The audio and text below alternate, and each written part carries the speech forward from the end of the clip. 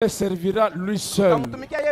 Le diable le conduisit encore à Jérusalem, le plaçant sur le haut du temple et lui dit, si tu es fils de Dieu, jette-toi d'ici en bas, car il est écrit, il donnera des ordres à ses anges à ton sujet, afin qu'ils te gardent et ils te porteront sur les mains, de peur que ton pied ne heurte contre une pierre. Jésus lui répondit, il est dit, tu ne tenteras pas le Seigneur ton Dieu. Après l'avoir tenté de toutes ses manières, le diable s'éloigna de lui jusqu'à un moment favorable. Amen. Que le Seigneur bénisse sa parole. Prions le Seigneur. Seigneur notre Dieu, nous venons lire cette parole parce que nous avons été à l'école. Mais quant à l'interpréter, nous ne pouvons pas, Seigneur. Car ton prophète nous a enseigné que tu es ton propre interprète. C'est pourquoi descends, Seigneur Père, écarte-moi du chemin. Écarte-moi du chemin. Et parle toi-même à ton peuple, Seigneur Jésus. Laisse que la parole qui sortira guérisse les malades. Qu'elle sauve les pécheurs. Qu'elle délivre les captifs. Qu'elle remplisse du Saint-Esprit. Et qu'elle nous conduise dans ta présence. Seigneur, qu'aucun besoin ne sorte d'ici tel qu'il était entré. Laisse que chacun d'entre nous reçoive la solution, la réponse, la guérison, la joie. Oh Dieu, agis enfin, papa. Enfin, en sortant du ciel, Seigneur Jésus, nous pouvons dire comme les disciples sur le chemin d'Emmaüs que nos cœurs brûlaient au-dedans de nous quand tu nous parlais. Bénis les pasteurs, Jean le divin. Bénis le Seigneur Jésus, son foyer, son ministère, tout ce qu'il a composé sur le cœur, Seigneur Jésus. Laisse que les voies fermées s'ouvrent. Bénis tous ceux-là qui l'accompagnent, qui l'assistent, qui travaillent avec lui. Nous les confions, nous te les confions pour la gloire de ton Saint-Nom. Commence avec nous et finis avec nous. Au nom de Jésus-Christ, nous avons demandé, disons Amen. Amen. Veuillez vous asseoir, que Dieu bénisse. Je commence par remercier le pasteur Jean Divin, le pasteur Jean le Divin. On ne s'était jamais connu avant, mais avoir cette volonté-là de pouvoir me céder sa chair sans qu'il ne m'ait vu, je crois que c'est beaucoup. Amen. En tout cas, je ne peux que les remercier de tout mon cœur et être reconnaissant du ministère que Dieu l'a donné. Et si je peux vous exhorter, mes frères, il n'y a pas un grand soutien que de prier pour lui. Les prophètes en avaient besoin et toute personne a besoin de prière. Si vous pouvez le soutenir, ce n'est pas seulement le dire de bouche, il faut contrôler, savoir est-ce qu'il a mangé, est-ce qu'il est habillé, qu'est-ce qui lui est arrivé, il est dans quel état. Ça peut être dérangeant, oui, mais la brebis doit chercher à connaître l'état de son berger. Amen. Beaucoup de gens pensent que pour gagner la confiance du pasteur, il faut lui acheter des voitures. Non, non, ça dépend de la considération. C'est comme j'ai dit à mes brebis à moi, si quelqu'un veut payer la dîme, que ça ne soit pas une obligation, que ça soit d'abord une considération, que la personne qui s'approche de Dieu croit d'abord que c'est l'écriture qui le dit.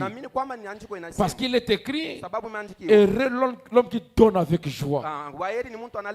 Quand vous soutenez avec votre cœur, le frère Branham dit, si votre pasteur est content, Dieu aussi sera content. Donc c'est à vous de faire en sorte que une place dans le cœur de votre pasteur soit gagnée. Il y a de ces personnes qui ne manquent pas dans le prière du pasteur. Chaque fois qu'il s'agenouille, il pense à une personne. Ce nom doit revenir. Ce n'est pas que cette personne-là est plus que vous, mais la personne a gagné la place dans son cœur. Dieu l'a aussi fait.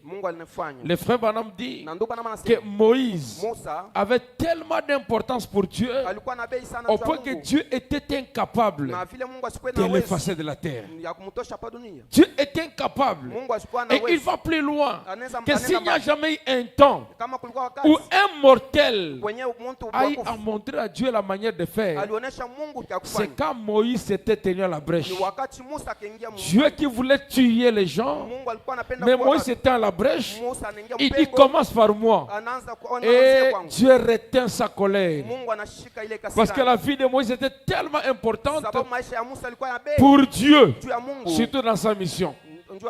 Si tu peux vivre la parole de Dieu, tu deviendras un témoignage. Ta vie sera importante et aucun mal ne peut t'arriver. J'ai toujours pensé, quand le prophète dit que méditer la parole chaque jour, quand moi j'ai lu ça, je comprends pourquoi. Quand vous méditez la parole, Dieu veille toujours sur sa parole. Votre corps peut être exposé. Mais puisque la parole était méditée le matin, vous remarquerez que tout au long de la journée, partout où vous irez, cette parole ne fera que revenir. Et tant que la parole sera fraîche, Dieu veillera sur sa parole. Donc ça va de votre intérêt de toujours méditer. Vraiment que Dieu bénisse beaucoup son serviteur. Qu'il bénisse également le pasteur Richard Kalengai qui nous a mis en contact, et que Dieu bénisse tous les hommes de Dieu et tous les enfants de Dieu que vous êtes. Si vous n'étiez pas là, je ne peux pas tenir ici pour parler. Et tous les hommes de Dieu qui soutenaient le pasteur, qui travaillaient avec lui, laisse que la main de l'Éternel vous bénisse richement. Et le frère David qui m'a aussi accompagné, que Dieu te bénisse, homme de Dieu. Très heureux de te voir. Merci beaucoup.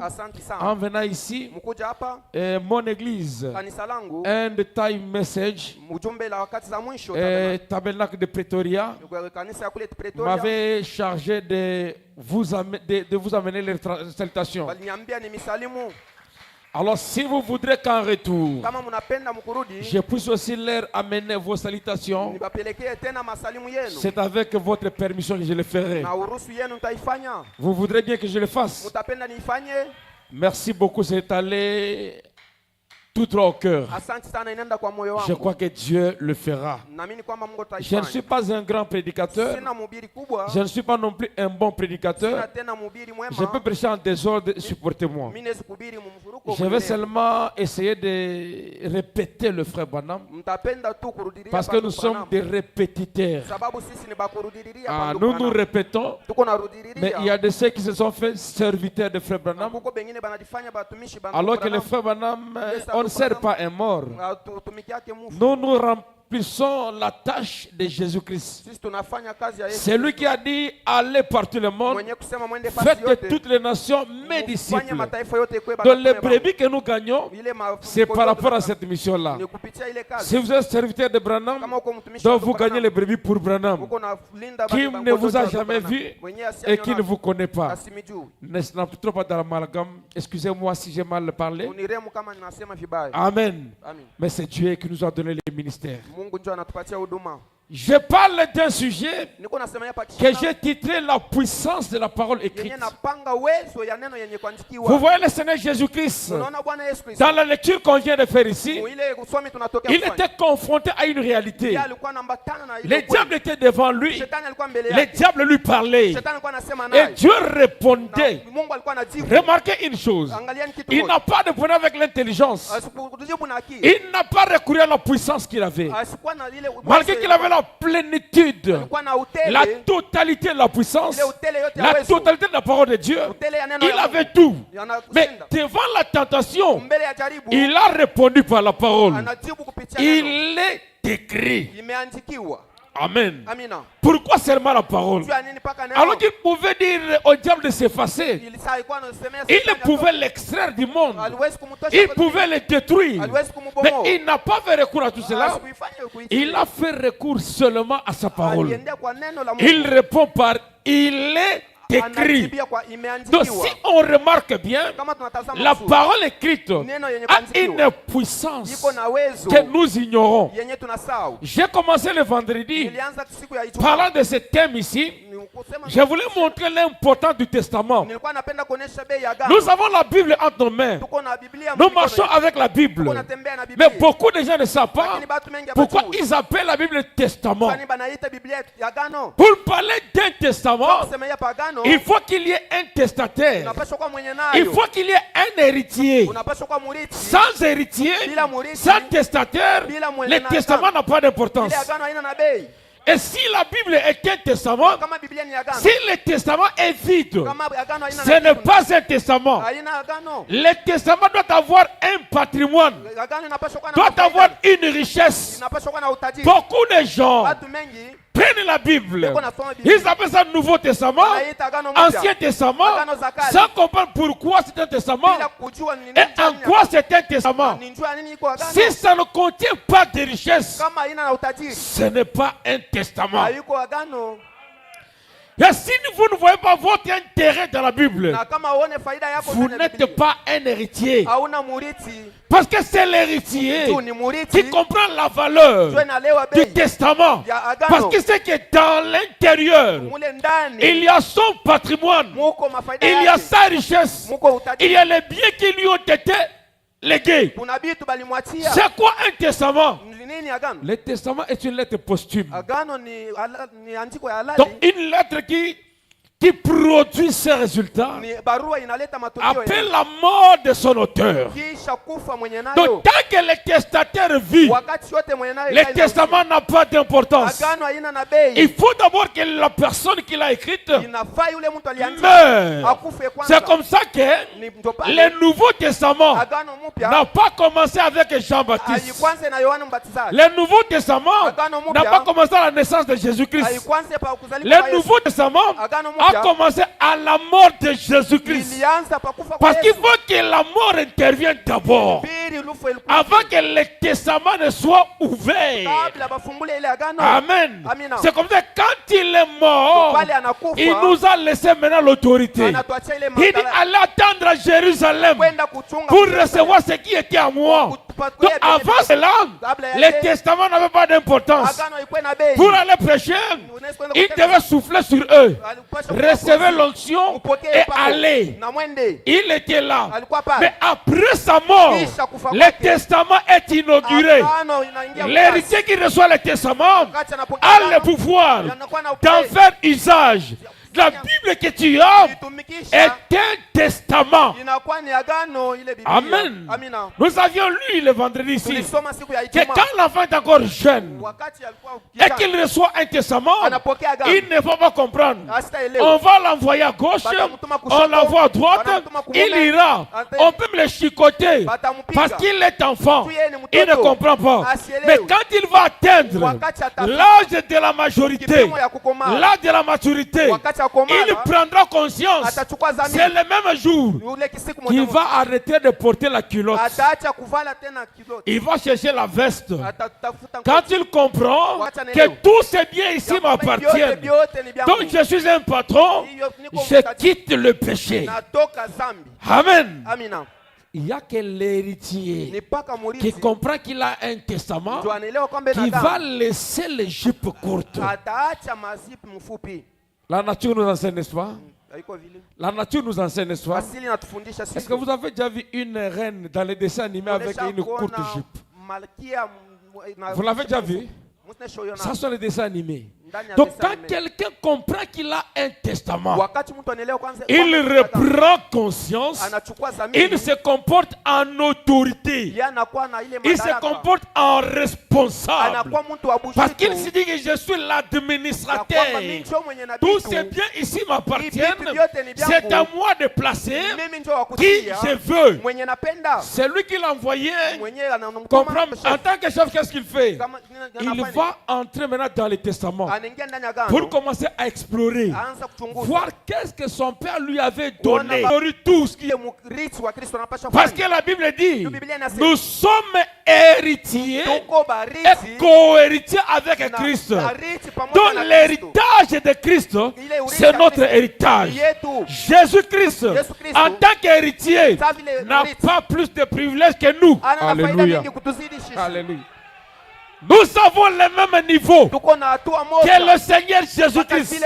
Parce que nous sommes co-héritiers. Quand les héritiers se partagent, il n'y a pas de plus aîné, il n'y a pas de plus petit. Tout le monde, les co-héritiers, sont sur le même pied d'égalité.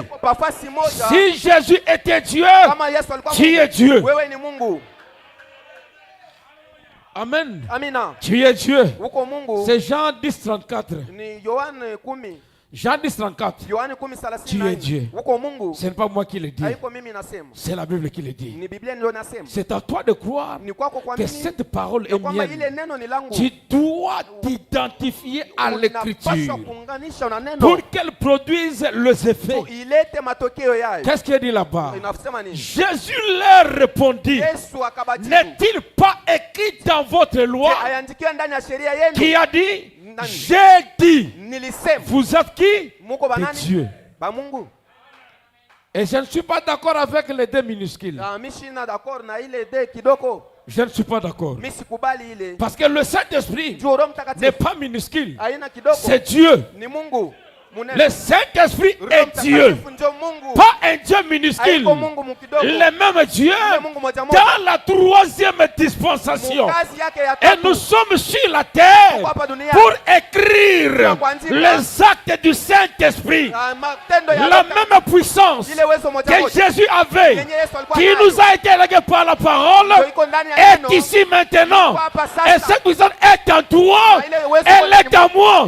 Et le frère Branham dit que si les chrétiens pouvaient croire aujourd'hui, nous pouvons créer notre propre monde et quitter la terre pour aller y habiter. Alléluia. Et si tu crois la parole, mon frère, la puissance de la parole écrite, c'est ça le sujet que nous abordons. Cette parole écrite, le frère Branham dit qu'elle vaincra le diable dans n'importe quelle circonstance. Elle garde ses vertus. Elle garde sa puissance. De l'Antiquité au Moyen-Âge, la parole reste puissante. Si tu crois cette parole, aucun démon ne peut te résister. Le frère Branham dit que votre doigt, le doigt d'un chrétien, est plus fort que l'enfer uni. Donc tu prends les démons, tu prends... Les démons, c'est les anges du diable. Tu prends le perdu. Le perdu. Parce qu'en enfer, dans la 5e dimension, il y a 3 pièces. Il y a la région des perdus, il y a la région des démons, il y a le trône du diable, le trône de Lucifer. Tout c'est dans la 5e dimension. Et quand vous allez là-bas, la Bible dit maintenant que Jésus était entré là-bas. Il a pris la clé pour libérer les captifs. Dans l'Ancien Testament, aucune personne, malgré ses exploits, ne pouvait aller au ciel. La 6e dimension était dans la 5e dimension. C'est pourquoi tout cela qui travaillaient, Dieu ne travaillait pas en eux, mais Dieu travaillait avec eux. Mais chez nous, Dieu travaille avec nous et en nous. Parce que l'Écriture dit, je serai avec vous et même en vous. Et quand Paul l'a compris, il dit, si je vis, ce n'est plus moi qui vis, c'est Christ qui vit en moi. Tu es un Dieu. Alléluia. Amina. Tu es Dieu, mon frère. Tu n'es pas ordinaire. Tu es Dieu. Il faut que tu t'identifies à l'écriture. Que tu crois à ce que tu dis. Que tu mettes foi dans ce que tu dis. Et Dieu va l'accomplir. Oh frère, la parole est merveilleuse. Dieu est tellement merveilleux. Branham dit ceci. Dans la prédication de la mise au tombeau, prêché le 20 avril 1957. 20 avril 1957, paragraphe 11. La mise au tombeau. Il dit, je prends seulement le milieu parce que c'est beaucoup. Et ce soir, nous voulons fixer nos pensées là-dessus. Que Dieu tient sa parole. Nous pouvons être certains que tout ce que Dieu a dit dans sa parole, c'est la vérité. La certitude qu'on doit avoir. Je prends paragraphe 12. La parole, si Dieu l'a dit, cela reste pour toujours la vérité. Il ne peut jamais revenir là-dessus et dire ce n'est pas ce que je voulais dire. Moi, je peux dire ces choses. Vous pouvez dire ces choses. Et puis, il nous a dit souvent de revenir là-dessus. Parce que nous avons dit à la lumière de nos connaissances et de nos capacités. Mais Dieu est tellement différent de nous. Il est infini. C'est pourquoi il ne peut pas revenir sur ce qu'il a dit. Amen. Je vais vous choquer. Dieu ne sera pas intelligent. Dieu ne sera jamais intelligent. On est intelligent par rapport à quelqu'un d'autre. Je suis intelligent par rapport à tel. Les jours où Dieu deviendra intelligent, il va modifier sa parole. Il est parfait. On ne corrige pas la perfection. Amen. On ne peut corriger que ce qui est imparfait. Dieu est la source de l'intelligence. Il est la source de la sagesse. Il ne deviendra pas intelligent s'il modifie. Il dit par exemple, désormais la terre sera suspendue. Toi tu vas te tenir où? Amen. Oh non, l'eau commencera à couler dans l'espace. Tu vas naviguer comment? Donc Dieu ne sera jamais intelligent. Il est la source de l'intelligence. Il est la référence de toutes choses. Ce qu'il a dit reste comme ça. La puissance de la parole écrite. C'est beaucoup, hein? Mais je vais rapidement. Paragraphe 13. Il dit ceci. Même pour Jésus, en ces grands jours de fête où nous sommes, où Dieu a effectivement immolé son Fils pour les péchés du monde, c'est peut-être dans des milliers d'années avant même que les fondements ne soient posés. C'est ce qui m'intéresse là. Dieu avait prononcé la parole et c'était un produit fini au ciel. Dès que Dieu prononce une parole, c'est déjà fini. L'agneau était immolé dès avant la fondation du monde. Pourquoi l'agneau était immolé? Il est dit que par ces meurtrissures, nous avons été guéris. La guérison n'est pas à venir. La guérison c'est du passé. La guérison c'est du passé. La bénédiction c'est du passé. Oh, les fois Branham dit, dans la profondeur, par la profondeur, avant qu'il y ait une écaille sur le dos d'un poisson, Dieu a commencé d'abord par pouvoir l'eau. Parce qu'il savait que les poissons ne vivraient jamais sans eau. Pourquoi Dieu t'a créé en dernier? Après qu'il ait créé toutes choses, il n'était pas distrait. Il savait très bien que pour que toi tu vives, tu dois marcher sur la terre. Tu vas manger. Il faut qu'il pourvoie tes besoins avant qu'il ne te crée. Et aujourd'hui, avant que tu ne tombes malade, l'agneau était immolé dès avant l'adoration du monde. Avant qu'un problème ne t'arrive, la solution était venue dès avant l'adoration du monde. Amen. La guérison a précédé ta maladie. La solution a précédé ton problème. Nous n'avons pas à nous plaindre. Nous avons nous accrocher à la parole de Dieu. À toutes les promesses faites. Ce que Dieu a dit restera toujours la vérité. Ainsi l'arme puissante que Dieu a donné à son peuple, ce n'est pas l'argent, ce n'est pas la popularité.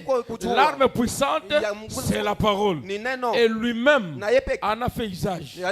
Tenté par le diable, le frère Branham dit que même le chrétien le plus faible, les chrétiens les plus faibles peuvent vaincre le diable par la parole écrite. Parce que cette parole est puissante. Je pense qu'il faut chercher ça. J'ai beaucoup de citations ici. Tellement que le temps est... Je voudrais vraiment, lors de la tentation, le diable, que je prenne ça. Je pense que lire les prophètes, même ça. Je prends dans Jésus-Christ le même hier, aujourd'hui, éternellement. Du 27-10. 27-10, 1952.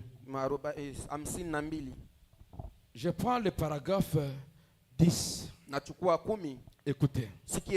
Remarquez Saint Marc 11, 24. Jésus a dit, tout ce que vous demanderez en priant, croyez que vous l'avez reçu. C'est là l'ordre de la parole. Donc croyez maintenant que vous recevrez cela, vous le verrez s'accomplir. Je prends au milieu là. Mais quand Satan a rencontré, quand Jésus a rencontré Satan, observez à quoi il a ramené cela. Pour les chrétiens les plus faibles, ici ce soir, ici ce matin, il n'a jamais utilisé un quelconque de ses dons divins. Quand Satan est venu à lui et qu'il a dit, si tu es le fils de Dieu, ordonne que ces pierres deviennent de pain. Jésus répondit, il est écrit. La parole de Dieu, il est écrit. L'homme ne vit pas de pain seulement.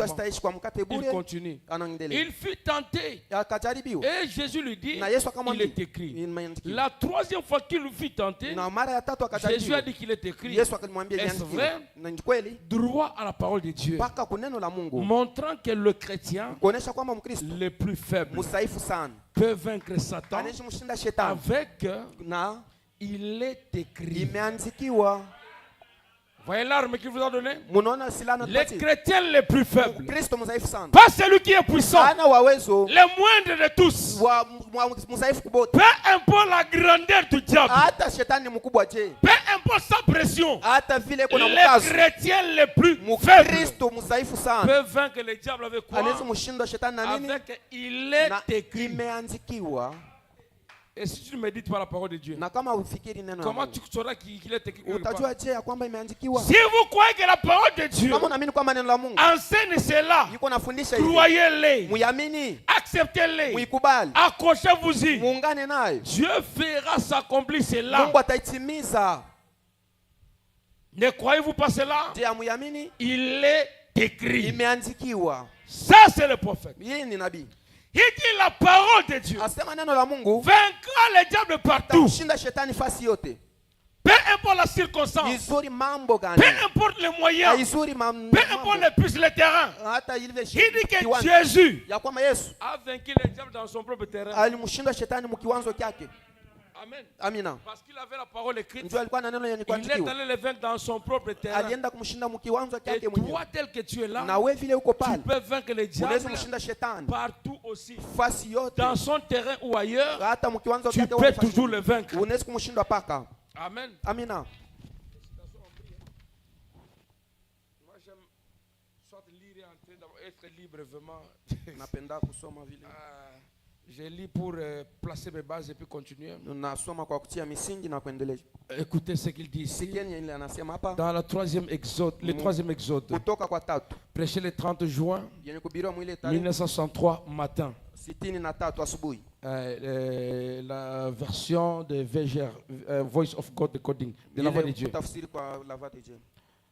Et tout ce que vous pouvez faire pour vaincre, c'est de vous appuyer sur Christ, de vous humilier et de le laisser vous conduire.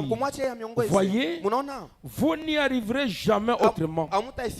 Vos capacités intellectuelles n'y arriveront jamais. Vous devez le croire.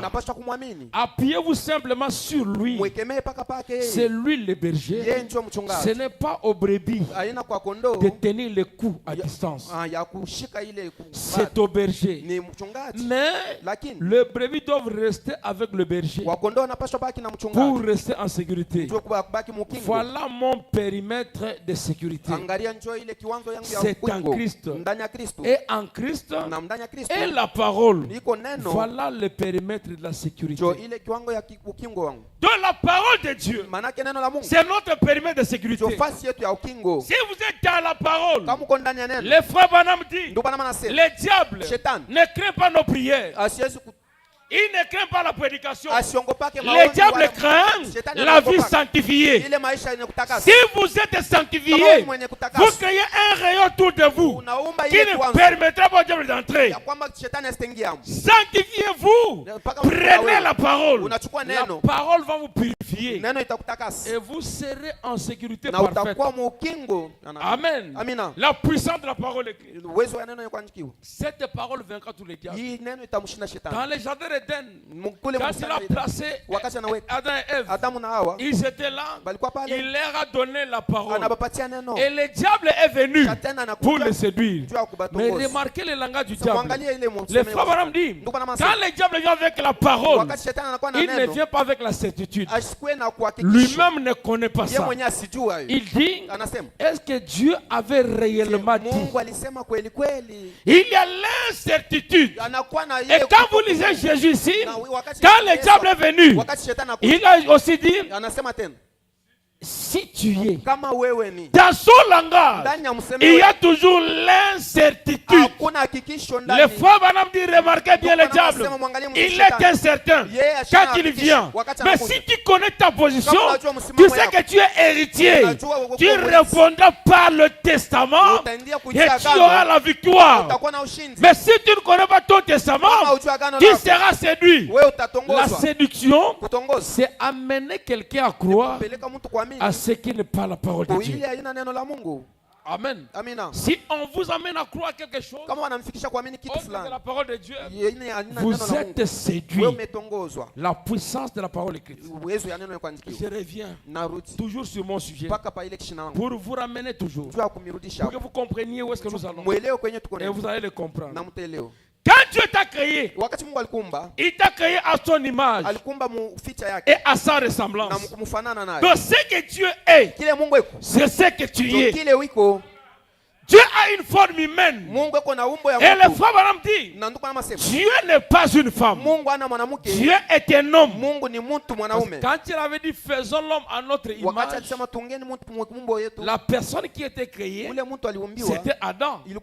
Donc Adam, c'est l'image de Dieu. Adam n'est pas une femme. Mais dans Adam, la femme était incluse. Il est arrivé un temps où on devait le séparer. Amen. Pourquoi on l'a séparé? Pour que Dieu continue la procréation. Il a séparé les deux. Amen. Dans le testament, il est dit que l'homme né de la femme, sa vie est courte et sans cesse agitée. Amen. Maintenant, comment recevoir la vie éternelle? Nous devons naître de l'homme. Parce que celui qui est né de l'homme a la vie éternelle. L'homme né de la femme, sa vie est courte et sans cesse agitée. Mais celui qui est né de l'homme, né de Jésus-Christ, a la vie éternelle. Nous devons mourir de la première naissance et naître de nouveau en Jésus-Christ. Naissez de l'homme. Quand tu nais de l'homme, tu auras la vie éternelle. Alléluia. La vie éternelle, c'est naître de l'homme. Ce qui est né de l'homme est homme. Parce qu'on a dit ce qui est né de l'esprit est esprit. Ce qui est né de la chair est chair. C'est quand Nicodème est allé voir Jésus et qu'il posait la question, que dois-je faire pour hériter le royaume des cieux? Nous disons aux gens, il faut chercher le Saint-Esprit. Le frère Branham dit, la condition pour aller au ciel, ce n'est pas d'aller chercher le Saint-Esprit. Le Saint-Esprit, c'est le sceau de la rédemption. Mais quand le Saint-Esprit descend, le Saint-Esprit, c'est la pluie. Il tombe sur les justes et sur les injustes. Mais la nouvelle naissance, c'est la condition de Nicodème. Si tu n'es né d'eau et d'esprit, tu ne peux pas hériter. Il faut naître de l'homme. Si tu nais de Jésus-Christ, tu nais en Jésus-Christ, tu as la vie éternelle. La vie éternelle, c'est recevoir Jésus. C'est croire à Jésus-Christ. Le Saint-Esprit, c'est le sceau. S'il scelle votre âme, il peut sceller votre corps. Il peut sceller votre esprit. Vous n'êtes pas encore sauvé. Pour être sauvé, il faut qu'il scelle votre âme. Et pour qu'il scelle votre âme, il faut la nouvelle naissance. Amen.